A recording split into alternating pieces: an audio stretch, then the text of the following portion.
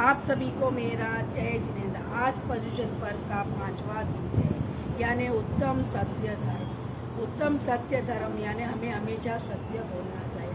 हमें ऐसा भी सत्य नहीं बोलना चाहिए जिससे किसी के प्राण संकट में पड़ जाए। और वो झूठ नहीं कहलाता। अगर किसी की प्राणी की रक्षा या प्राण बचाने के कारण हमने झूठ बोला तो हमेशा हमें प्रिय वचन बोलना चाहिए, वाणी में संयम रखना चाहिए।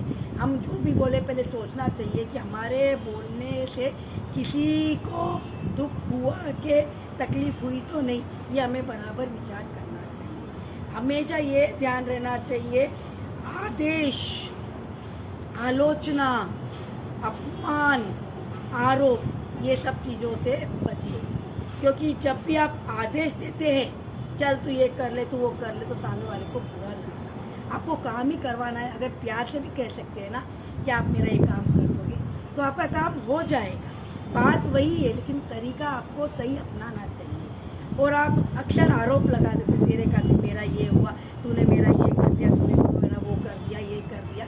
अगर आरोप लगाएंगे तो सामने वाले को दुख होगा और उसके मन में बदले की भावना हो जाएगी। इसलिए मेरे को बहुत बोला, समय आने पे मैं भी बोलूँगा।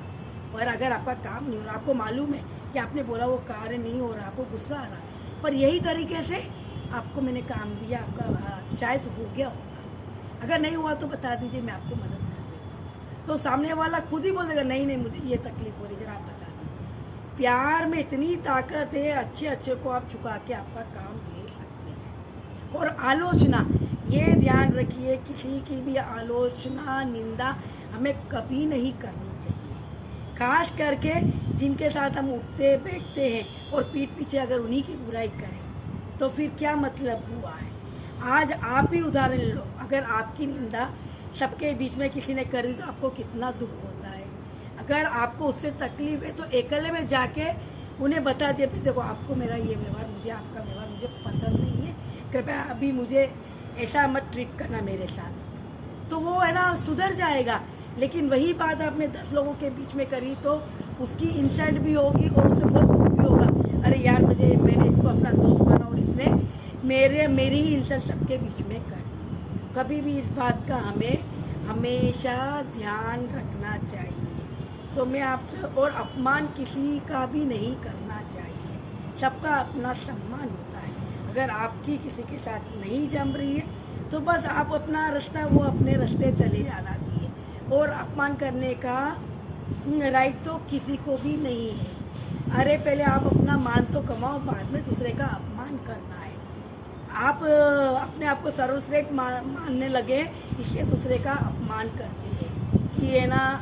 और इंसान अपमान तभी करता है कि उसके सोचने के अनुसार कोई कार्य नहीं हो रहा है और वो बीच में आगे बढ़ गया है, तो वो सोचता है किसी तरह से मैं उसको नीचे करूं। इस बीच में उसकी गलतियां निकल कर उसका अपमान करने लग जाता है। तो मैं आप सबसे विनती करती हूँ, ये 4 चीज़ों से बहुत बहुत बचिए। आदेश, आरोप, आलोचना, अपमान। और हमेशा क्रोध, लोभ, हास्य और भय से बचिए। यही सब कारण से हम सत्य की राह से भटक जाते हैं और वाणी में संयम खो देते हैं। मैं आपसे प्रार्थना करती, आज सत्य धर्म है तो आप हित मित प्रिय वचन बोलिए, वाणी में संयम रखिए और प्रयास करिए कि आपके बोलने से सामने वाले को कभी तकलीफ में बोलो, ऐसा बोलिए कि वो खुश हो जाए। अरे हमेशा बहुत अच्छा बोलता है सबके बारे में। तो बस आपसे यही प्रार्थना है कि सत्य धर्म है तो सत्य की राह पे चलिए और हित मित प्रिय वचन बोलिए। बोलो उत्तम सत्य धर्म की जय जय।